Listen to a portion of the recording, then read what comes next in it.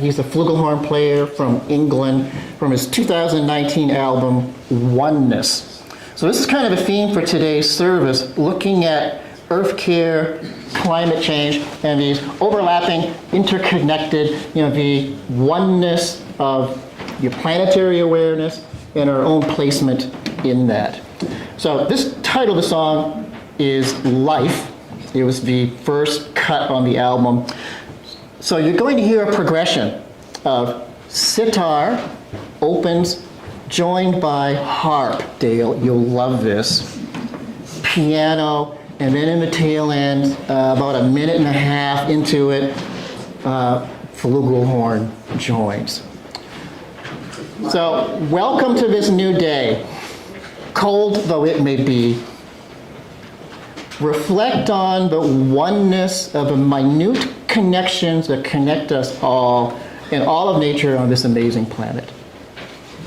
Life, the title of the song. Its many expressions of which we are one right now.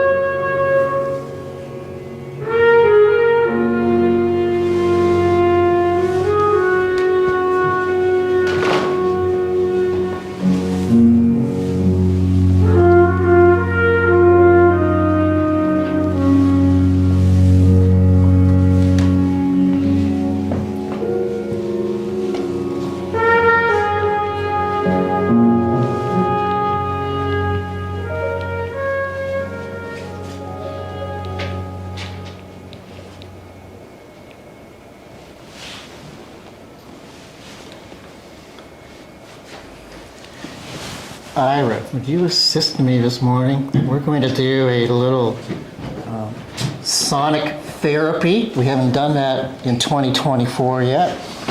We brought the crystal singing bowl in from the chilly sanctuary back into the cozy parlor. And I think you guys are using it next week in your service as well. A little vibrational tune-up for this morning, in case you need it. It goes well with caffeine or hot tea. So for our moment of centering silence, let us relax into this instant, nothing before, nothing after, just this. Experience what is right here. Relax the self-contraction of your own mind and enter the expansive space of simple awareness.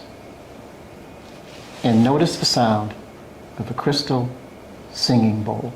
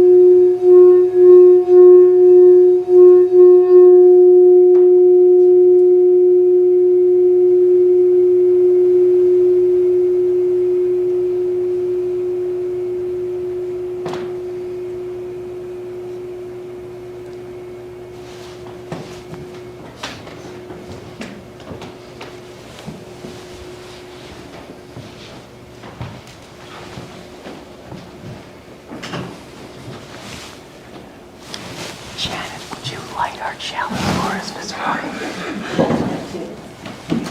You can say no. Okay, thank you.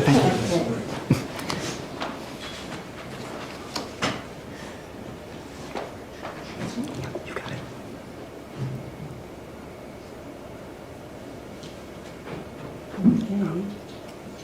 Hang on, we should go. We'll work on this together.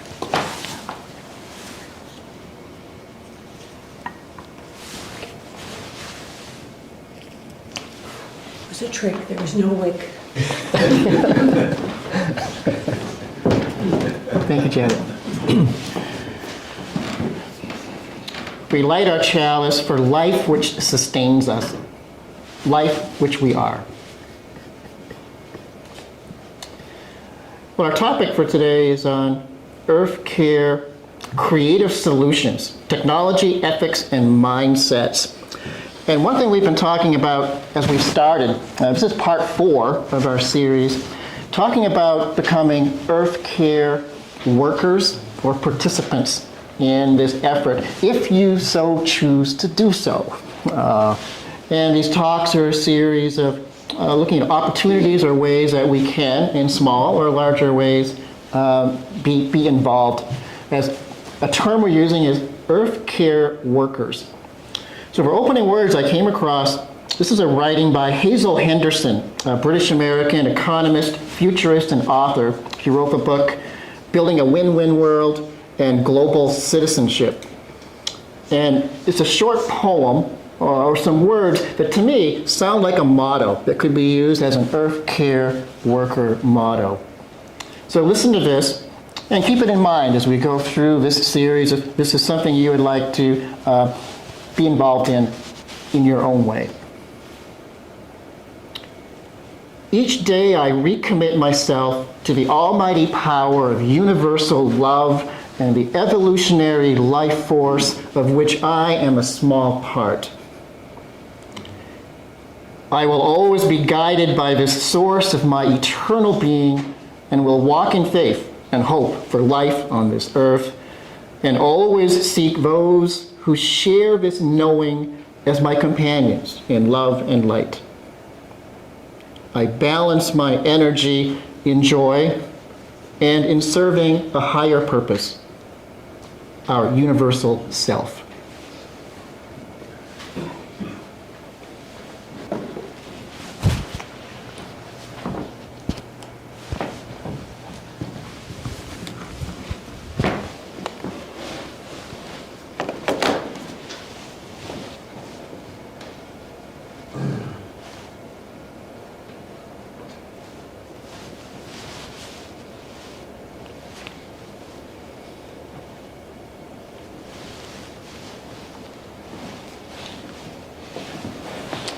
So this morning we're going to look at it's about an 8-minute video footage from a documentary that came out 2015. We actually watched it here at the coffee house one night in its entirety. It's called Planetary, and it's part of the overview effect of astronauts who went to the space shuttle space station and their experience and view of a planet. And I thought it ties into our theme on belongingness from last year and this year, of that same connection, not just to each other, but to extend to the entire planet and beyond the planet.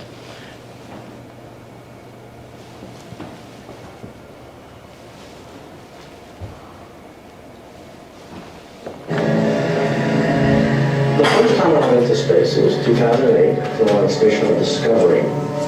It was really an incredible day. It was almost surrealistic. I remember leaving the crew quarters and boarding the astronaut and waving to everybody as we stepped out. And we get out to the launch pad, and it was really a spectacular sight.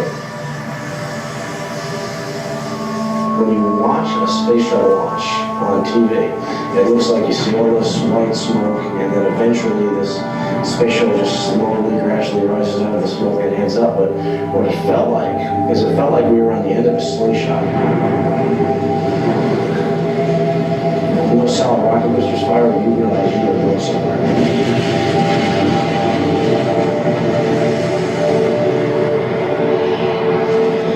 Someone just let go of that slingshot and off you go. That was a really amazing experience.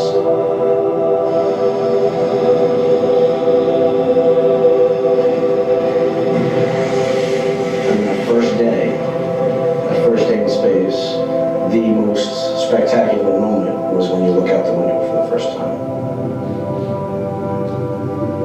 When you are able to unstrap out of your seat, your tasks are over, and you get to really take a look at our planet. It's just absolutely breathtaking to see that.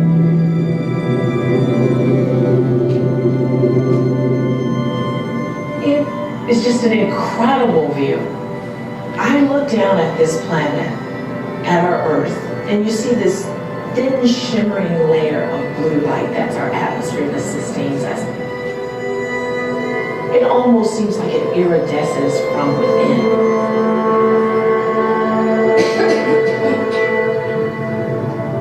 What's really amazing and beautiful is watching this line slowly pass across the Earth below us. Something that you can't see from the Earth. And watching all the evidence of human activity all of a sudden come alive as we pass into the dark side of the orbit. We flew so close to dancing curtains of the worms that we felt like we could reach out and touch them.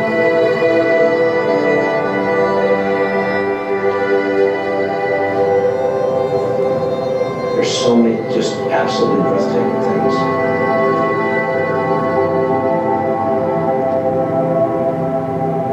The really wonderful thing that happened to me when I was in space was this feeling of belonging to the entire universe. I actually didn't think, here's this Earth, and that's the only thing I belong to. I actually imagined myself in a star system 10,000 light years away. And I felt I also belong there. You know, we're as much a part of this universe as any speck of stardust, you know, any asteroid. We're a part of this universe.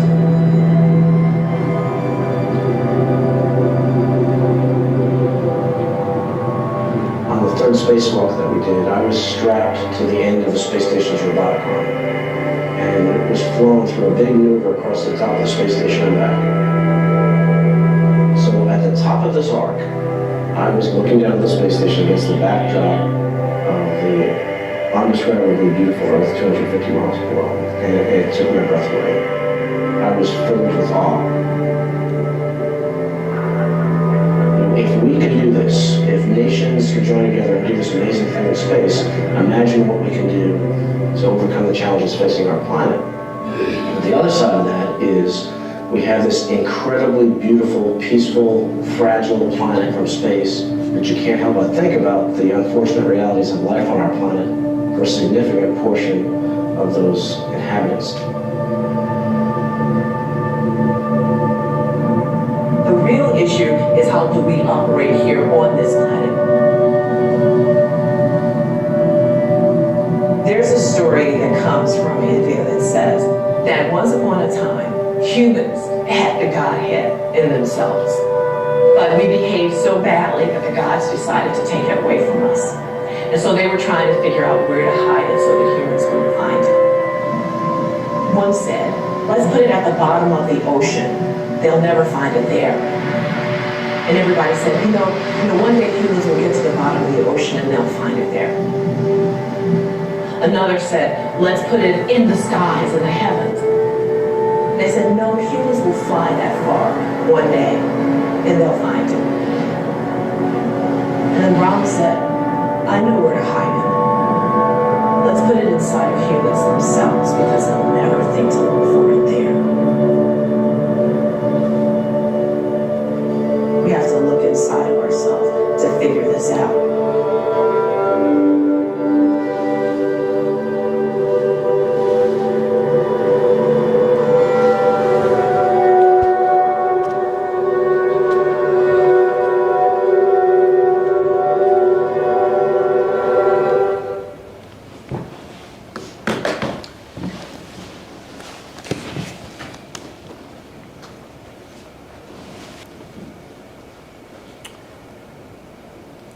When I was looking for a selection of music for today, I was trying to find something that would warm us up a little bit, anticipating the first sub-zero temperatures that we've had this winter. Coming, I think tonight, it looks below zero. So this is a song by vibraphonist Johnny Lytle from 1967. And the title of this, you'll recognize the tune as it comes. It's called Sunny, hoping it will warm us up a little bit.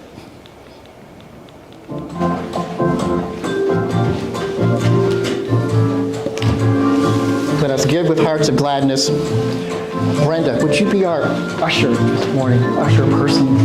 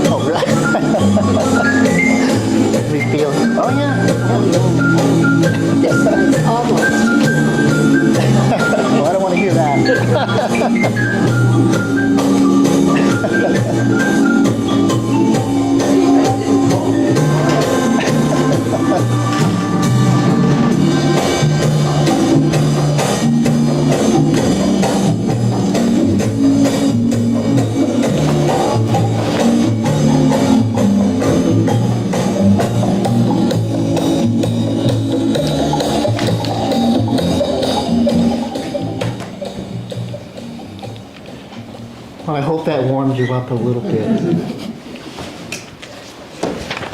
On the front of the bulletin, you'll see this is a classic cartoon from the early 70s put out by the Environmental Action Coalition, which I'd never seen, but I came across this on the internet.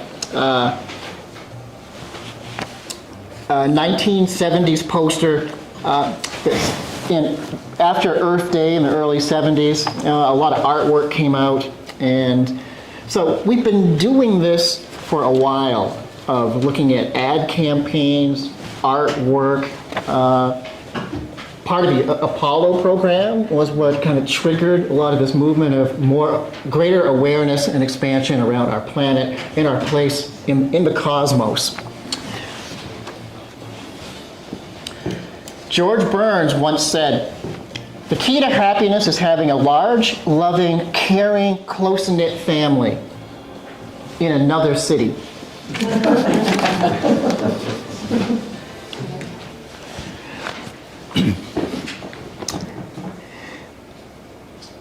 So what we're looking at today is this challenge of working together, envisioning together for any common cause, and the climate crisis being one of the largest ones that we've faced as a global community. So there's a new vocabulary word. We're going to be looking at some terms that came out of our studies today, and this is what I'd never seen before: intersectional environmentalism applied to the climate issue and challenges. And in the bulletin, there's a section from the Gloria Walton essay. And Steve, if you would read that for us, it talks a little bit about what exactly intersectional environmentalism is.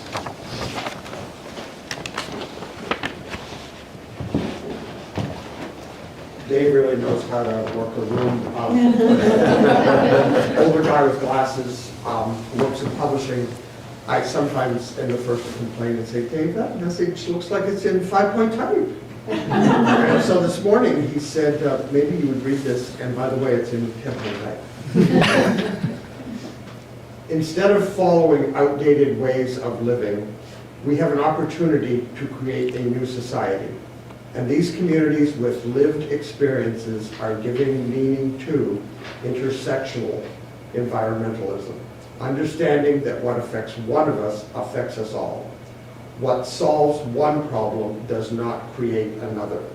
Capitalistic values have promoted individualistic mindsets and made us believe our resources are finite and competitive. But that doesn't have to be our reality. We have the power to tap into abundance and collaboration. It's our collective responsibility to envision and create the world we want together. We need bold, sustainable solutions that benefit many, not just a few. We can also hold community and grassroots values that nurture a regenerative, healthy, and equitable planet, the values that connect us to our family, our communities, and ultimately to each other. Thank you, Stephen.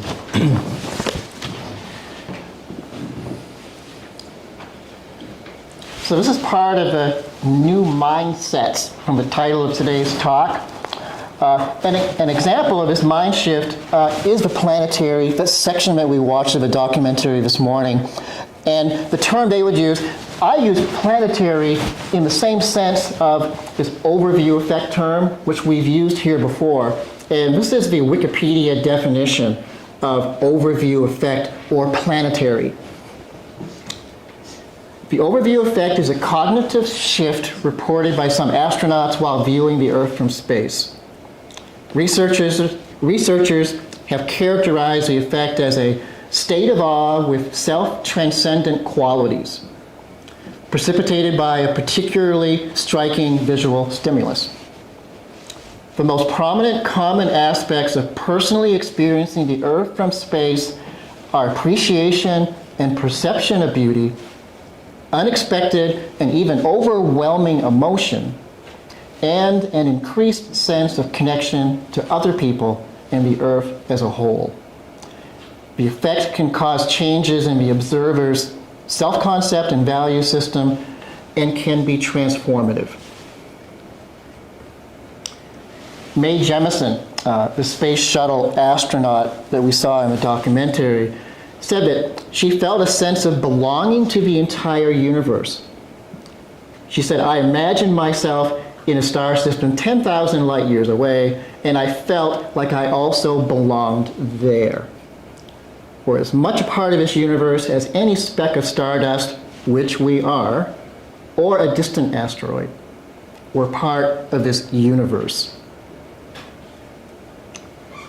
If you watch the entire documentary, which is available free to watch on Tubi, T-U-B-I, just download the app, and you'll come away with this sense of personal connectedness or investment in the planet, and also a deeply embedded sense of how fragile and delicately balanced this small eco-ball is that's floating in space. Be careful. Don't do anything to mess it up. Philosopher humorist Greg Eisenberg, the author of Letting Go is All We Have to Hang On To, he says, this is a real opportunity to do things the same way we've always done them before. Or we could take a different approach, and that's what today's talk is about. Creative solutions, technology, ethics, and mindsets. Which is also follows the outline we've used before of our 4-point outline on EarthCare practice. Quick review: 1, science and technology; 2, ethics and moral case; 3, philosophy and spiritual psychology; and 4, action and application.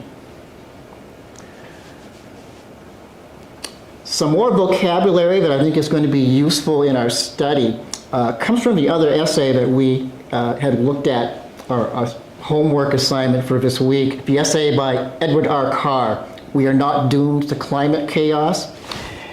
And he talks about having a climate resilient future, and there's 3 areas of action or terminology that's used as we approach this climate resilient future.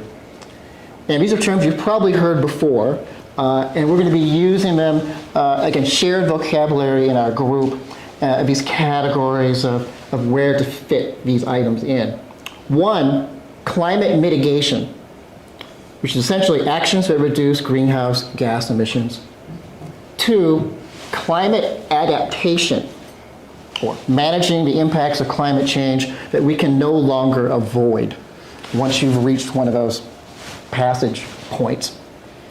And 3, sustainable development, long-term sustainable models and standards of action.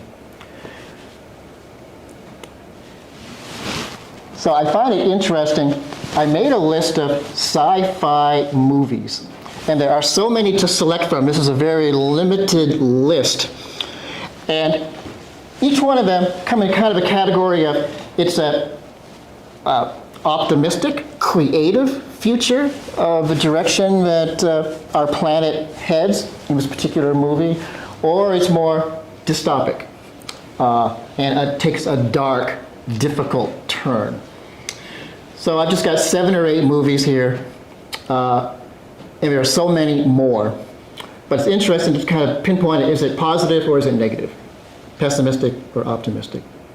So Space Odyssey 2001, pretty creative model overall. The Jetsons, cartoon from 1960s, very creative and positive. Blade Runner from the late 70s, and Blade Runner 2039, it came out a couple years ago. Dystopic. Star Trek, overall pretty creative. The Matrix, dystopic. Avatar, kind of mixed. It's a little bit of both. Maybe a lot of these movies have some of that aspect. And Interstellar, that came out a few years ago, looking at a lot of climate change realities and possible solutions. And that was also challenging, dark, and dystopic. But some creative solutions did come out of that movie as well. Sometimes I think movies are a way to explore possibilities and to live out also the wrong turns or mistakes. Interesting way to, or something to keep in mind as we look at climate change research. Besides climate change, there are other end game dangers that show up in some of these science fiction movies to keep in mind. We have multiple challenges that we're facing as a species on this planet. The other one to keep in mind is nuclear war. Someone or some computer or AI pushes the button at the wrong time. 2, cataclysmic seismic event could occur beyond our control. 3, cataclysmic cosmic event beyond our control. Number 4, I just tossed this in, alien invasion of possible hostile intent. Or it could be positive, or that could be positive as well. Our planet crisis focus for this year, we're only doing one at a time, is climate change. Maybe we'll get back to the other ones later. But today we're looking at creative solutions in 3 areas. 1, technology, ethics, and mindsets. And we're going to go through this really fast and quick. What we're going to have to do is backtrack later and kind of focus on more specifics. But on technology, overall, to reduce greenhouse gas emissions, which is the main task, it seems to be we need to go electric as much as possible, 100%. In all these sci-fi movies, you do not see any gas, fossil-powered machinery, energy, tools, skidoos, any of that running around in sci-fi, futuristic models. So I just got a list of some things that we can do right now of going totally electric, starting small, things that we can do in our own houses, and then going large with systemic changes in our global economies. 1, induction cooking. Linda and I made the switch this year, from gas to electric to induction magnetic cooking. Has its own challenges, but amazing, very clean. Electric tankless hot water heaters. We had a propane one at the cabin. Electric is probably the more way to go. High efficiency electric appliances. Living off a grid 20 years ago, none of these were available. Now even living off a grid, you can have high efficiency refrigerators, large refrigerators, dishwashers, ovens, washing machines, and dryers off the grid.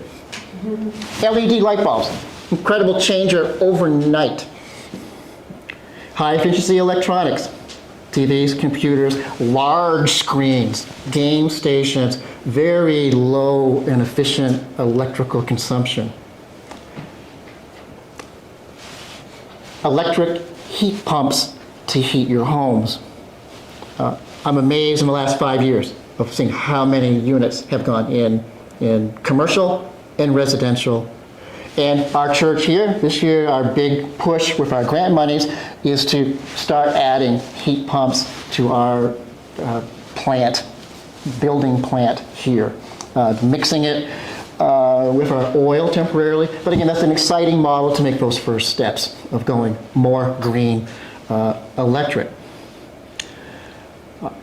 Electric vehicles, personal transportation, from cars, bikes, scooters, motorcycles, possibly skidoos. Then electric commercial trucks and a charging station infrastructure to support that nationwide. The investment and monies and technology and the job creation to do that now as quickly as possible. Which leads to the larger models of power generation plants and stations relying on solar, wind, and battery storage. What power is generated to store it in large enough plants to expand and improve our current grid coverage over fossil fuel generated means that we are currently using.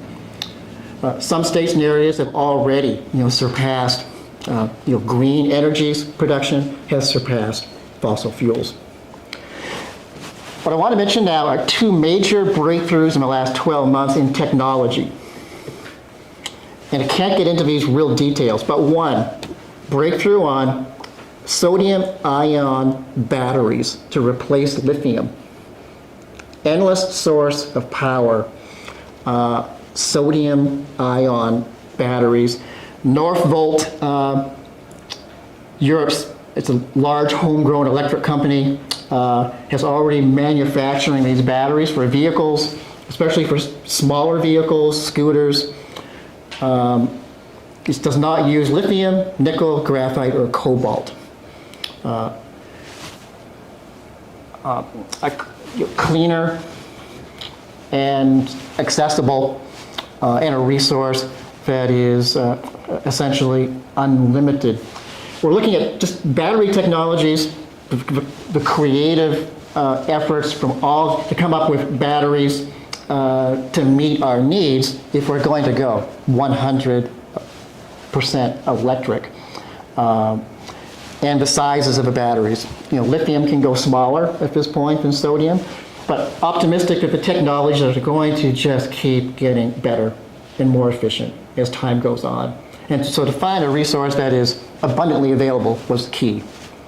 And number two, a fusion power plant, which is going online. Just in December, fusion power experiments were successful. And there's a company in Washington, Helion Energy,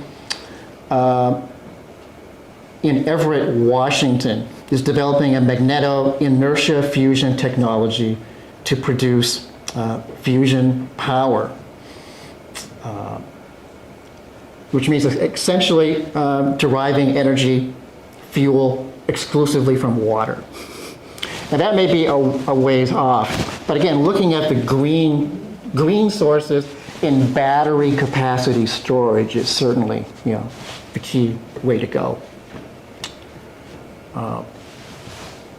What I like to do during this research this year on EarthCare is to start building a resource list of new technologies. Some are experimental, some have potential, but to keep tracking advances of appliances and devices that are currently available, and this expansion of research and development that are being done. It'd be interesting to have a small packet portfolio of that to come out of our study group this year.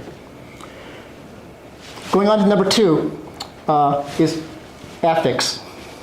A new ethic of sustainability and balance. Sustainable principles, not just based on profits. That would be factored in and in a balanced manner. Looking at a 7-generation into the future model, from many indigenous cultures have used every decision that you make, keep in mind, 7 generations down the line of a creative, sustainable impact for them. And that's a new idea or mindset or ethic to project and to cultivate. So the moral or the ethical argument of why are we doing what we do, especially if you can make the economy and work. To find new technologies that are actually cheaper and profit margins available in new technologies to provide services that are sustainable and that we can feel good about the consumption and the usage and excited about the new technologies. And number three, new mindsets, new ways of thinking, of equality, global citizenry, global community, one humanity and one nature system shared on this one planet. All of this may require a shift in our thinking or a shift in consciousness to a higher collective level of cultural and community awareness or consciousness, is what we're really looking at. It happened to a certain degree with the Apollo program and how we viewed our Earth and our challenges through the Apollo program of seeing our planet from space, a new perspective. Trying to get a higher percentage of individuals and cultures on the planet to have these shared values, shared vision, distinct, unique, creative ideas for their particular part of the world or for their culture, but it's a collaborative process that adds to the overall, is raising the positive level, quality of our living, and our consciousness itself, of the insight of valuing not just our own position or process, but those of our neighbor, those people halfway across the planet, or those who happen to be on another planet that we have contact with. Mae Jemison, the astronaut, said, "We have to look inside ourselves to figure this out." The scientists, the philosophers, the poets, the economists, the art comes into this, be it a simple poster, the music of it, the stories that we tell, the movies, documentaries that we create, small communities such as this, that making a small attempt in conversations about who are we, what's our part in this.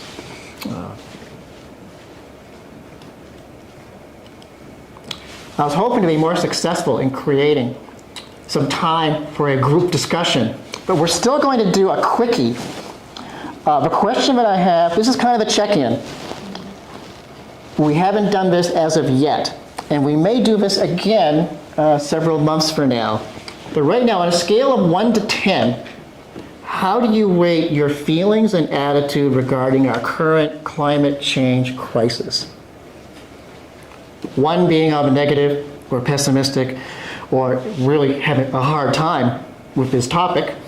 10 being, even at this point, a little more optimistic than we were when we began. Or somewhere in between. What's a self-score for where you find yourself this morning? Even though this is only part 4 of our series. And we're going to take at least 5 minutes just to kind of check in. You can give your personal score and a comment on it of how this is going for you and where you're at. It'd be interesting to just do that much this morning. So I'm opening it up.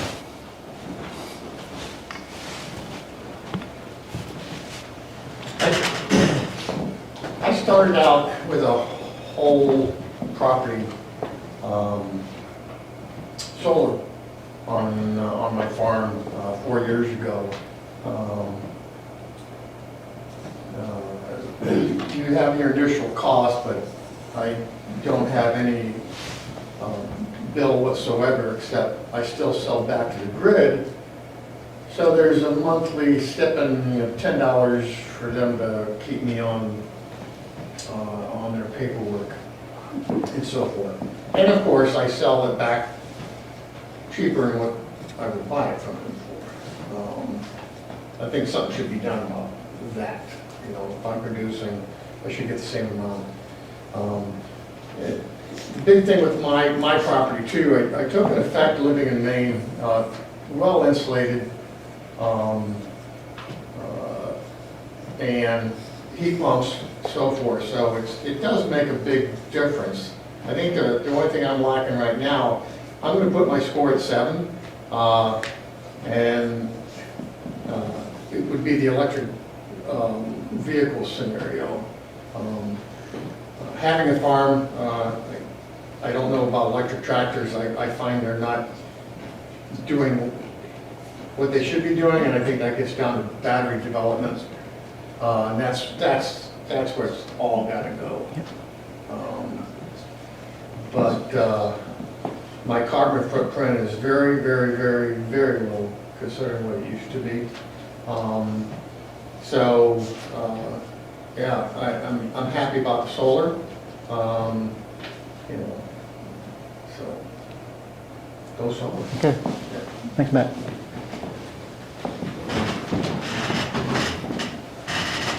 We're not going to keep track of these scores or have a group score. We're just going to just put some numbers out to see where we're at. Yeah.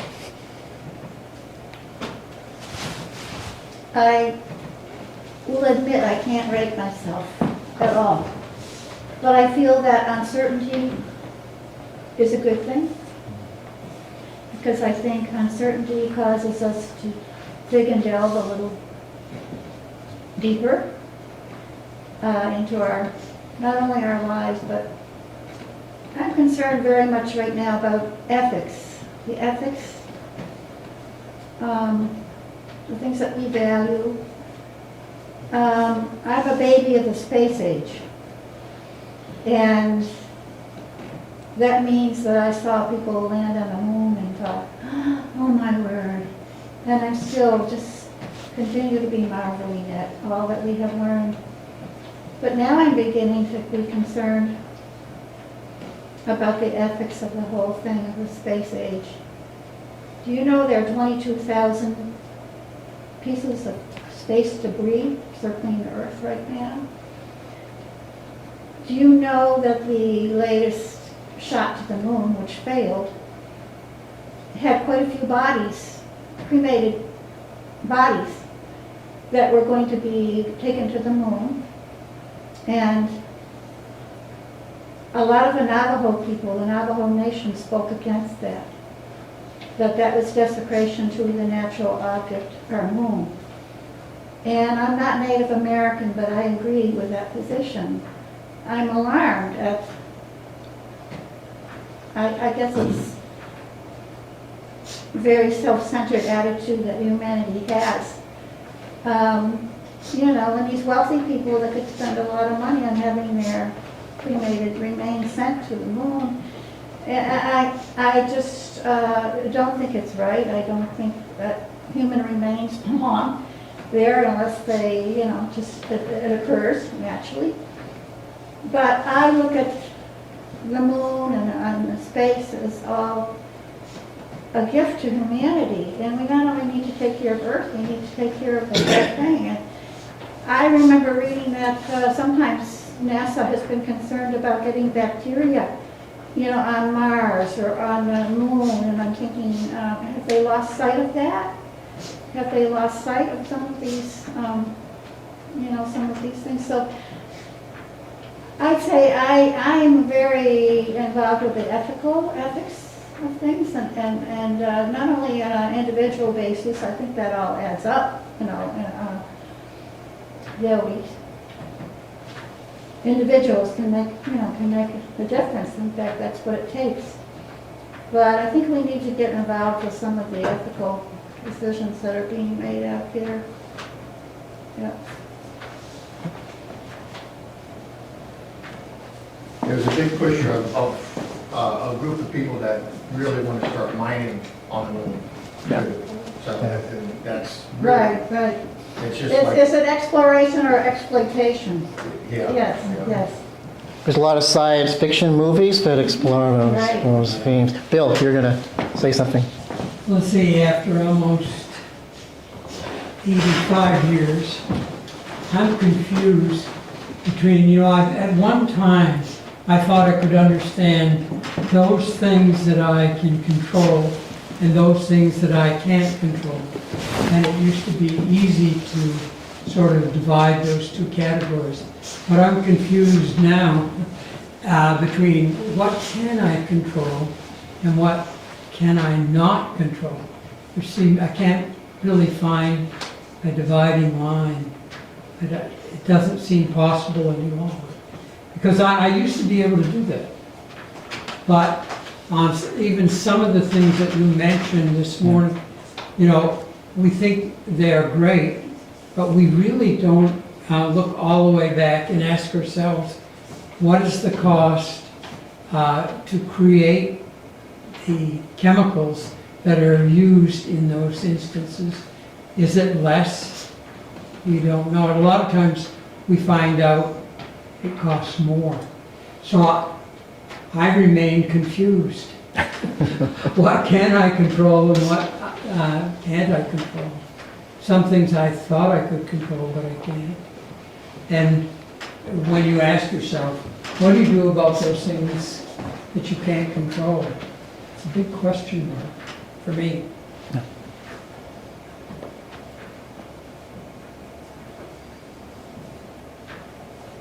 We'll take a couple more.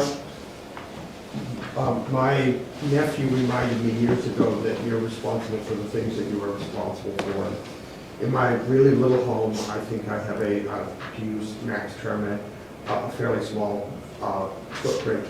It heats easily with a pellet stove, and I put in gardens, so it's not all grass. I've done things, I have materials that are biodisposable that I use in the house and so on. And I feel someplace, you asked for a 1 to 10 rating, I feel someplace in the middle that I'm doing things to take care of the things I can take care of. When I look at the bigger picture and hear from people who know a whole lot about what's happened to the climate and talk about the fact that we can mitigate it somewhat, but it's becoming irreversible. Robin Williams in the film The Birdcage, when everything's going crazy in the living room, and he goes out to the kitchen and says, I feel like I'm riding a psychotic horse toward burning barn. I sometimes feel like the parts I don't have any control over, to use Bill's term, are just so much out of control. When I listen to the billionaire class who wants to deregulate fossil fuel consumption and so on, I just think, and I'm worried about throwing out biodisposable garbage bags. So I have 2 ratings, what I can do for myself, and I'm very pessimistic about the big picture. Dale? I agree with Steve. We've made small changes. We have an older hybrid car, which helps a little. We have a heat pump. We have a hybrid hot water heater, which really brought our electric bill down. I was amazed. But we have old appliances, and I'm sure they're not energy efficient, but we can't afford new ones, and we just pray they keep going. They're 18 years old. But it's, politics. One person running for president said that on day 1 he's going to drill, fossil fuels. We can't control that. We can a little bit by how we vote, but the voting public looks a little bit grim right now and what's important to them. So I guess we have to all speak up more about the difference we could make. I remember when you did the book with Jane Goodall, and she firmly believed that the tiniest little thing each one of us does make a difference. We shouldn't say, oh, I can't make any difference. Just believe that it can, and encourage other people. Thanks to some friends, we're using laundry sheets instead of the bottles. That's a little help. Christoph, we'll take one more.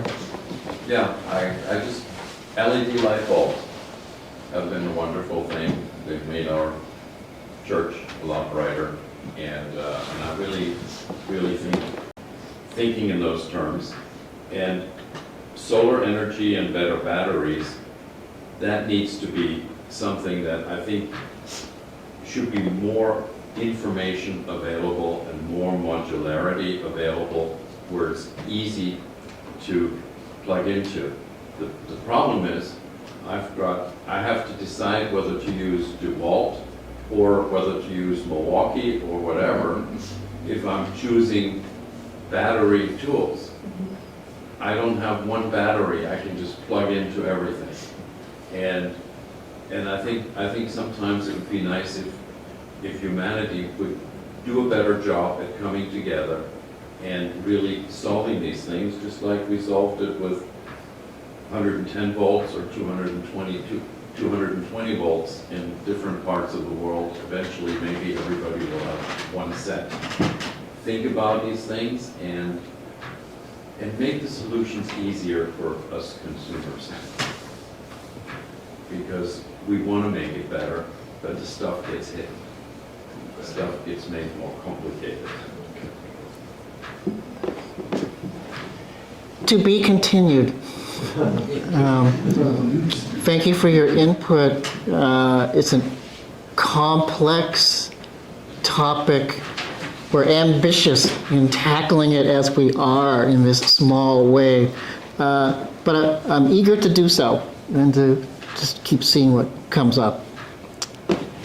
And with that, let us extinguish the chalice for today.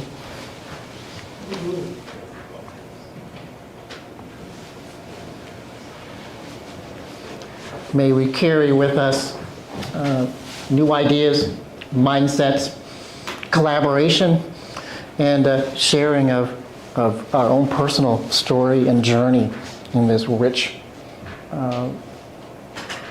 story that's unfolding as we live it. Thank you for coming today. Amen. We want to thank everybody for tuning in today. If you'd like to show your support, please hit the like button, subscribe to our channel if you're not already subscribed, and help us out by sharing this message by clicking the share button. If you'd like to make a monetary donation to you, Church Halton, there is a link to our online donations in the video description down below. And again, thank you so much and have a blessed day.